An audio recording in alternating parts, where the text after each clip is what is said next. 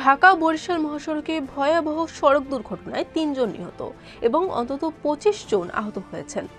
বরিশালে বিএনপি কর্মীকে কুপিয়ে হত্যা। পিরোজপুরে ৪ কোটি টাকার সেতু ১ বছরের কাজ শেষ হয়নি ৫ বছরেও।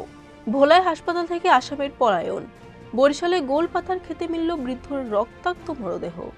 বরগুনায় আওয়ামী লীগের পরিত্যক্ত কার্যালয়ে জাতীয় পতাকা উত্তোলন করল ছাত্রলীগ। আগলঝাড়ায় বিপুল পরিমাণ ইয়াবাসহ জনতার হাতে আটক মাদক ব্যবসায়ী পীযূষ। রমজানে বরিশালের বাজারে আগুন, দুশ্চিন্তায় সাধারণ মানুষ। আসসালামু আলাইকুম। বরিশাল নিউজ থেকে রাত ৯টার শীর্ষ সংবাদ, আমি ফারহানা করিম তুলি। এতক্ষণ শুনলেন সংবাদ শিরোনাম, এখন বিস্তারিত।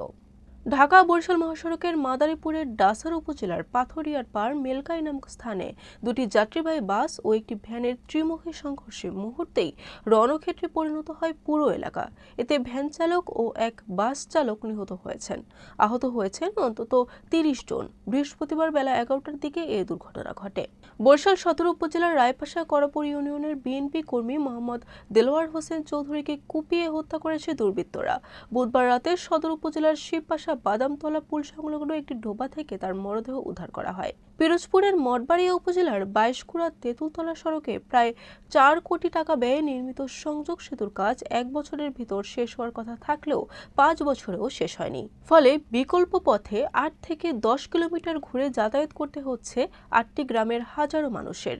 ভোলায় চিকিৎসাধীন অবস্থায় হাসপাতাল থেকে পালিয়ে গেছে একটি মামলার আসামি। বুধবার সকালে ভোলা ২৫০ শয্যার জেনারেল হাসপাতালে এ ঘটনা ঘটে। বরিশালের সদর উপজেলার মোহাম্মদ দেলোয়ার হোসেন চৌধুরী নামে এক বৃদ্ধকে কুপিয়ে হত্যা করেছে দুর্বৃত্তরা। বুধবার রাত ৯:১টার দিকে উপজেলার রায়পাশা করাপুর ইউনিয়নের বসুরহাট কাশীপুর বাজার সড়কের পাশ থেকে মরদেহটি উদ্ধার করে পুলিশ। জুলাই গণঅভ্যুত্থানের পর পরিত্যক্ত থাকা কার্যক্রম নিষিদ্ধ বরগুনা জেলা আওয়ামী লীগের কার্যালয়ে জাতীয় পতাকা উত্তোলন করেছে নিষিদ্ধ ঘোষিত সংগঠন ছাত্রলীগের স্থানীয় নেতাকর্মীরা। এ সময় বঙ্গবন্ধু শেখ মুজিবুর রহমান ও ক্ষমতাচ্যুত সাবেক প্রধানমন্ত্রী শেখ হাসিনার ছবি টানিয়ে দেন তারা। বরিশালের আগলঝাড়ে জনতার হাতে বিপুল পরিমাণ মাদকদ্রব্য ইয়াবাসহ আটক হয়েছে মাদক ব্যবসায়ী শাহাদাত হোসেন পীযূষ। পরে এসআই ওমর ফারুক ঘটনাস্থলে গিয়ে তাকে উদ্ধার করে থানায় নিয়ে আসে।